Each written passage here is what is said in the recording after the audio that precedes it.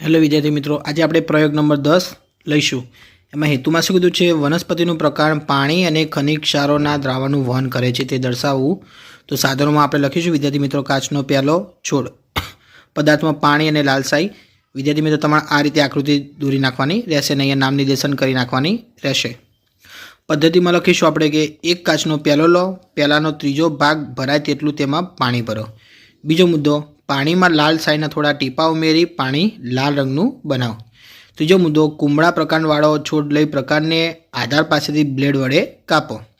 ચોથો, આકૃતિમાં દર્શાવ્યા મુજબ તે છોડને લાલ રંગના પાણી ભરેલા પ્યાલામાં મૂકો। પાંચમો, બીજા દિવસે છોડના પ્રકાર અને શાખાઓનું અવલોકન કરો। હવે અવલોકન લઈશું તો કે છોડનું પ્રકાર અને શાખાઓ લાલ રંગની બનેલી જણાય છે। નિર્ણયમાં આવશે વનસ્પતિનું પ્રકાર પાણી અને ખનિજ ક્ષારોના દ્રાવણનું વહન કરે છે। જ્ઞાનની ચકાસણી આવશે।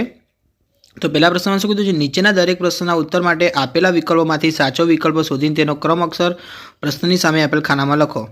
પહેલા પ્રશ્નમાં કીધું છે કે મનુષ્યના રુધિરનો કયો ઘટક હિમોગ્લોબિન ધરાવે છે? તો કે બી એટલે કે રક્તકણ આવશે।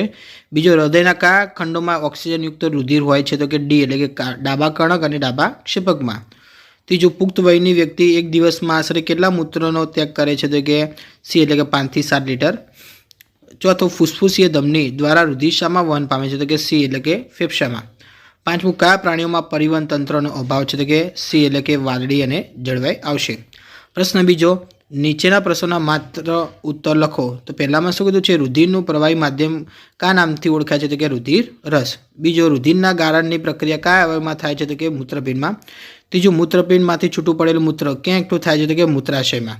ચોથું, મનુષ્યના ઉત્સર્જન તંત્રનો અગત્યનો અવયવ કયો છે? તો કે મૂત્રપિંડ આવશે। વિદ્યાર્થી મિત્રો, તમને મારા વિડીયો ગમ્યા હોય તો ચેનલને લાઇક, શેર અને સબસ્ક્રાઈબ કરવાનું ભૂલતા નહીં।